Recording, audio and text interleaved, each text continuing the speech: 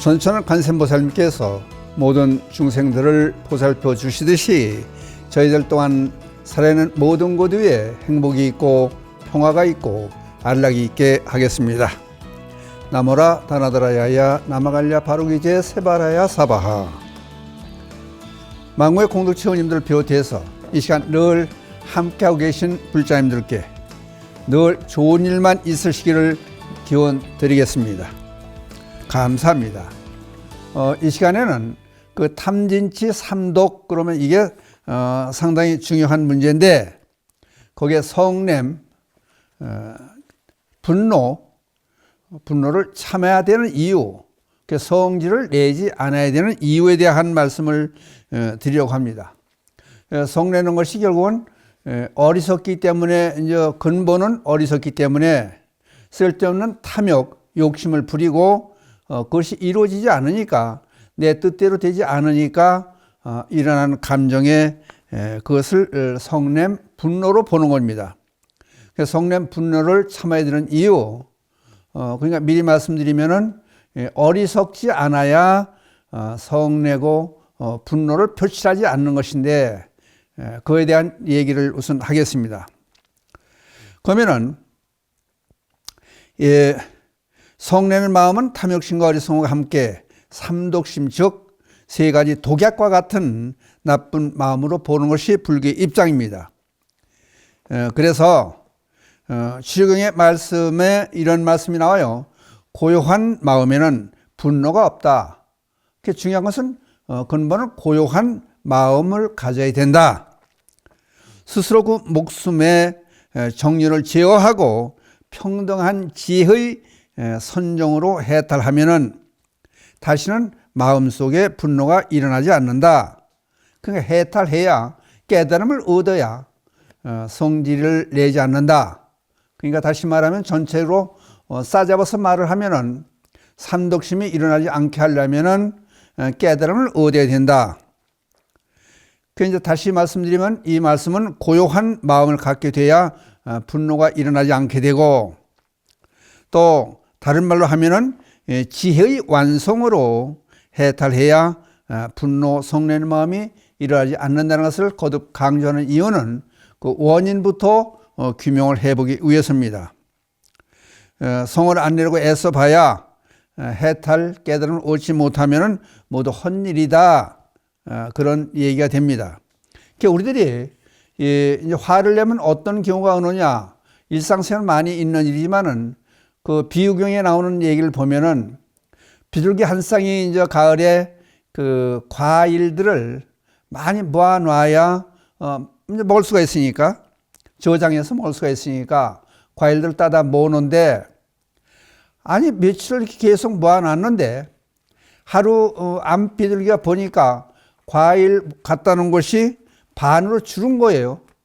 그러다 보니까 이제 어떻게 오해를 하느냐 하면은 암 비둘기가 혼자 허락도 없이 먹어치웠기 때문에 저장해 놓은 과일들이 반으로 줄었지 않느냐. 그래서 화가 난 거죠. 그러니까 화가 났는데 그 화를 참지 못하고 암 비둘기가 오자마자 이제 주둥으로 쪼아서 암 비둘기를 죽여버려요. 그러고 나서 이제 뭐 몇 시간이 이제 흘렀는데 비가 쏟아지기 시작해서 비가 잔뜩 오다 보니까 말랐던 과일이 이제 물기를 머금으니까 팅팅 부른 거죠, 이제. 그러니까 원래의 모습대로 이제 불어나게 되니까 그때서야 이게 아니구나. 암비둘기가 몰래 먹은 게 아니고 이게 날씨 관계로 비가 왔기 때문에 부풀어 오른 거고, 먼저는 햇빛에 말라서 그랬구나. 그걸 알고 난 다음에 후회를 해봤자 죽은 비둘기가 살아날 수가 없잖아요. 그러니까 이게 꼭 비둘기 들으라고 하는 얘기나 배경에 있는 얘기는 우리 중생들에게, 인간들에게 들으라는 얘기죠, 말하자면은. 근데 실제 이제 우리들이 하는 행동에서는 그 시골 한 마을에서 그 아주머니 한 분이 메주를 만들기 위해서 콩을 삶아야 되잖아요. 그 콩을 삶아서 이제 멍석에서 쭉 널어가면서 한쪽에 놓으면서 계속 콩을 삶아 되는데, 기르는 양이 와서 자꾸 먹는 거예요. 그 쫓으면 또 와서 먹고, 배가 고프니까 먹을 수밖에 없는 거죠.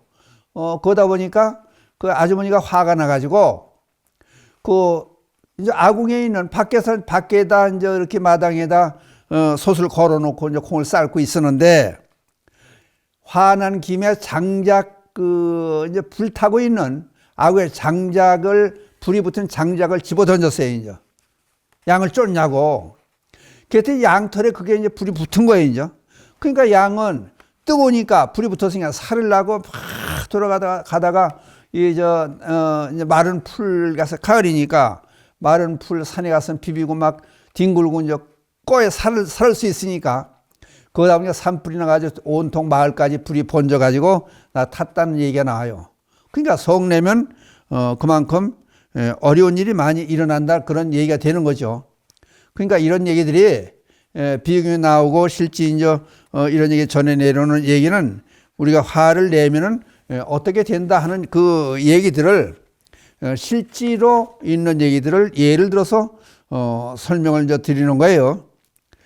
근데 이제 그러면은 과연 아까 이제 처음에 말씀드리기를 해탈한 사람, 지혜로운 사람은 성을 안 낸다, 화를 안 낸다, 분노심을 일으키지 않는다. 그랬는데 그 실예를 하나 들어봐야 또 설명이 될 테니까 부처님 제자 중에서 제일 사리불 존자가 있지 않습니까?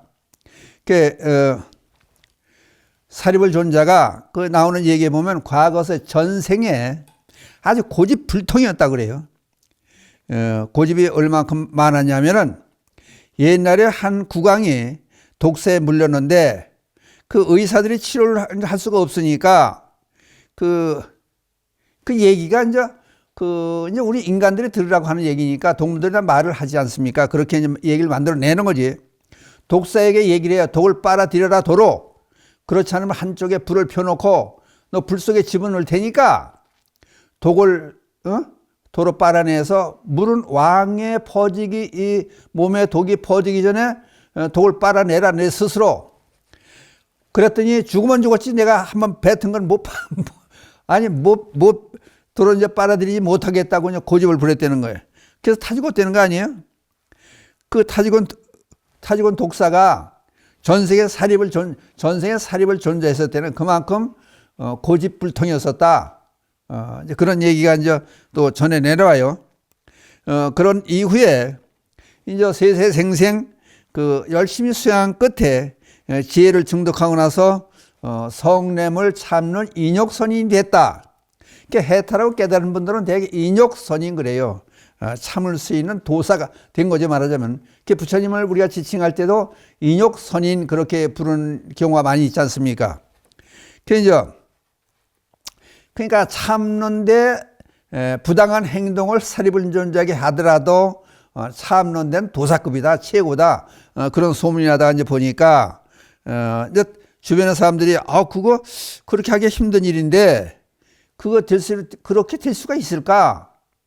그러니까 이제 시험을 해보기 위해서 사람들이 이제 사리불존자를 누가 때려도 화를 안 낸다. 그냥 진짜인가 한번 시험해보고 싶은 그런 충동이 느껴지는 거예요, 이제 그럴 리가 있겠냐고 애도 이제 바람을 애도라고 그러죠. 불자가 아닌 사람들. 애도가 의도적으로 화내는 모습, 사리불존자가 화내는 모습을 한번 보기 위해서 사람들한테 이제 자기들끼리 이제 바람들끼리 아니 내가 화내게 만들 테니까 진짠가 보자고 그럴 수가 없는 거 아니냐. 그게 이제 부처님 제자들의 위대함을 모르는 거죠. 그 뒤에 가서 폭행을 막 두드려 패요. 그랬더니 아니 맞기만 하고 반응을 안 하는 거야. 무반응이에요. 사리불존자가. 그러니까 이상할 거 아니에요. 그러니까 보통 사람들은 도로 서서 같이 대거를 한다든지 뭐 욕식을 같이 한다든지 그러지 말라고 한다든지 그럴 때 그런 게 원망하는 기운이 없는 거예요. 같이 싸움도 걸어오지 않는 거예요. 그러니까 이게 보통 일이 아니잖아요. 그래서 그럼 화를 안 내고 대응할 수 없는 이유가 뭐냐? 이제 부처님 몸에 피를 낸다든지 깨달은 사람의 몸에 피를 내서 다치게 한다면은 그건 사막도에 떨어지는 거요. 그 죄가 엄청 크다는 거 아니에요. 그러니까 깨달은 사람의 입장에서는 사리불존자 입장에서 화를 내고 때린 사람한테 대응을 하고 그러면은 결국은 상대방은 지옥에 떨어지는 그런 벌을 받게 되는 거예요, 말하자면은. 그러니까 그거를 상대방이 지옥에 떨어지지 않게 하기 위해서 같이 대응을 안 하고 화를 안 내는 거예요. 그 양심을 가책을 느낀 바라문이 아니 이거 진짜구나. 도대체 이럴 사람이 있을 수가 있나? 감탄을 하면서 사립을 주는 자 앞에 무릎을 꿇고 용서를 구해요. 잘못했습니다. 용서해 주십시오. 참여합니다. 그랬더니 저는 사실은 당신 미워서 그런 것이 아니고 죄 있는 사람들이 하도 인욕선인이라고 칭찬을 많이 하고 불이익을 당해도 화를 내지 않는다 그래서 그게 정말이라고 저는 생각을 하지 않았습니다. 시험해 보기 위해서 당신의 이 인내심을 시험해 보기 위해서 못된 짓을 했습니다. 제발 용서해 주십시오. 잘못했습니다. 용서를 구해요. 그러면 사립을 주는 자 입장에서 이제 깨달았느냐 안 깨달았느냐 이게 이제 바로미터가 척도 갈릴 수 있는 거예요. 용서를 또 안 받아주면 어떻게 돼요? 용서를 안 받아주면은 상대방을 죄인으로 인정하는 거고 상대방의 응당한 대가를 받길 원하는 거에 되니까 뭐 지옥에 떨어질 수 있는 거죠. 그러니까 깨달은 사람의 입장에서는 무반응어, 자기가 매를 맞아도 반응을 안 하고 무덤덤하게 받아들이면서 다른 사람이 잘못했다고 빌고 참여하면은 받아줘야 되는 거예요. 그러니까 그게 이제 지혜가 정득되니까 이제 그런 그 뒤에 절차까지 전부 알게 되니까 상대방을 위해서 그냥 깨달음을 했다는 얘기는 누구를 위한 깨달음이냐? 모든 중생들을 위한 깨달음이 아니냐? 그렇다고 그 중생의 한 사람이 바로 이 바라문 이교도지만은 바라문이 결국 되는 거 아니에요. 그러니까 깨달음을 얻은 이유는 중생들을 제도하기 위함이고 그 중생들 속에는 비록 이교도이지만은 바라문 교도들도 중생에 포함이 되니까 그 바라문 교도를 위해서 깨달은 것도 되는 거예요. 그러니까 아까 예를 들어서 이제 비둘기는 이게 이제 대화를 나눠 본다든지 과일이 반을 주는데 어떻게 되는가 이치를 따진다든지 지혜적인 삶을 모르니까 안필걸 이제 물어 죽였고 또 메주를 쓰기 위해서 그 콩을 삶던 아주머니는 그 화나는 걸 조금 참고 저 양이 배가 고파서 그렇구나 한쪽에 먹을 거를 따로 줬었으면은 그런 일이 없죠. 그러니까 지혜가 부족했던 거죠. 우리 중생들과 깨달은 사람의 이렇게 차이가 이만큼이나 많이 있다. 그러니까 우리는 그런 것들을 알게 하기 위해서 이런 얘기를 지금 있는 얘기를 이제 끄집어내서 여러분께 전해드리는 거예요. 그러니까 우리들은 한 번쯤 생각해 볼 것이 비록 깨달음은 얻지 못했지만은 그 가는 과정에서 어떻게 해야 되는가를 이렇게 이제 우리 부처님의 제자 훌륭하신 제자들의 그 발자취를 더듬어 보면서 한 번쯤 반성해 보고 우리 갈 길을 모색해 보는 그런 시간이 되기 위해서 이런 말씀을 드리는데 또 그러면 얼만큼 사립을 준 자가 겸손하고 다른 사람을 배려하는 마음이 있느냐. 겸양의 미덕 그러죠. 겸양의 미덕을 발휘하느냐. 근데 한 번은 그 이제 사립을 준 자가 가사 한 귀퉁이가 아래로 축 늘어서 질질 끌렸던 모양이 아마. 그랬더니 가출관 동자승 7살 먹은 수행승이 그것을 사립을 준 자가서 뒤에서 이제 안 보이니까 뒤로 가사가 이제 자락이 저자 땅에 끌렸던 모양이에요. 그러니까 가서 지적을 해줘. 7살 먹은 동자승이 이제 지적을 해주는 거예요. 존자님, 가사를 잘 입으세요. 가사 자락이 밑으로 처져가 땅에 끌리고 있습니다. 그랬더니 사립을 준 자가 알았습니다. 그러고 정리를 하는 거예요. 다시 제대로 잘 입고 그리고 나서 그 7살 먹은 동자승을 스승님이라는 말을 해요. 거기다 대고 미린다 왕문경 미린다 완경에 나오는 개송이 이제 있는데 여기에 관한 개송까지 등장을 해요. 오늘 7살짜리가 나를 바로 잡아 주었고 나는 겸허하게 그 가르침을 받아들였다. 진심으로 마음으로 항상 그를 스스로 존중하며 그의 의견을 따를 것이다. 나에 관계치 않고 잘못을 지적해 주는 사람을 스승으로 생각하는 그런 겸손한 마음. 그러니까 아니 일반인들 같으면 그 애들이 그러면 오히려 나무라죠. 그리고 거기다 대고 스승님이라 그러고 앞으로 가르침을 달라고 그러고 스승으로 모시고 그럴 리는 없죠, 우리들은. 그러니까 우리들과 틀린 점이 이런 여러 점에서 틀린 그런 경우가 많이 나와요. 또 한 가지는 사리불 존자가 얼만큼 은혜를 알고 겸양의 미덕을 발휘하느냐. 그런 얘기는 결국 부처님 제자가 된 것은 그 오비고 맨 처음에 부처님으로부터 깨달음을 얻었던 5비구의 한 사람이죠. 아싸자 존자에게 항상 이 아싸자 존자로 하여금 존경을 하고 스승처럼 모시고 그 은혜를 그 사람이 아니었으면 그 아싸자 존자가 아니었으면 부처님의 제자가 될 수 없었다. 근데 그 고마움을 평생 잊지 않고 그렇게 예경을 드렸다는 거 아니에요. 그러니까 또 한 가지 이제 겸양의 미덕을 발휘한 예가 이제 또 나타나는데, 근데 지금 이제 무슨 얘기를 하냐면 여러분들은 지금 분노, 화를 내지 않는 거에서 한 발짝 더 나가서 그러니까 겸양의 미덕을 그러니까 인내심을 발휘하는 그런 경지를 지금 얘기하고 있는 거예요.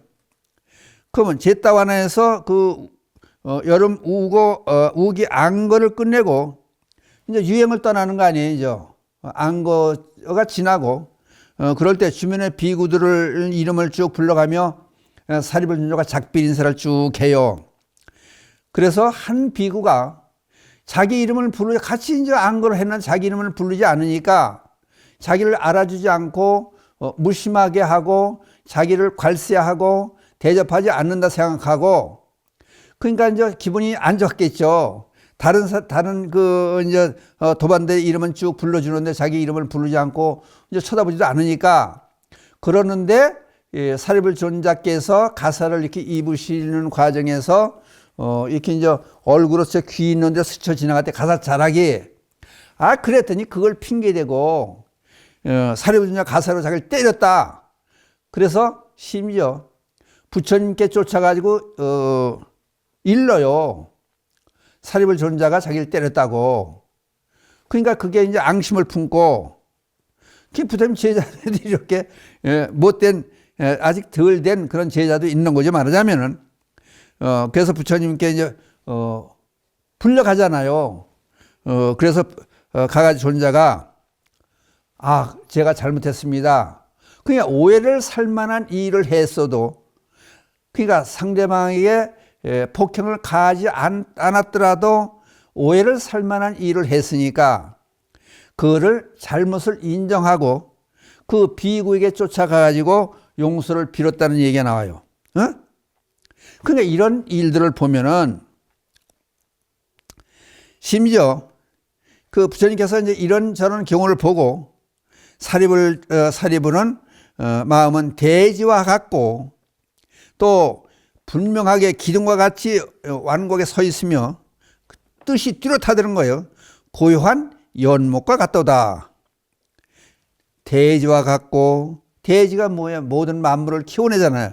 대지와 같고 기둥과 같으며 고요한 연못과 같다고 칭찬을 해 주신 부처님 말씀에서 미뤄보면은 사리불 존자의 지혜가 얼마나 높은가, 그리고 이제 인내심이 많은가, 화를 안 내는가. 이렇게 화를 안 내는 거에서 한 발짝 더 나가서 모든 중생들을 제도하겠다고 하는 그 원대한 뜻을 품고 가시는 그 모습을 보면서 우리는 깨달은 부처님의 제자들의 그 행위가 얼만큼 훌륭하냐. 그러니까 이 시간에 그거를 본받았으면 좋겠다. 그래서 이런 말씀을 드렸습니다. 여기서 마치기로 하겠습니다. 감사합니다.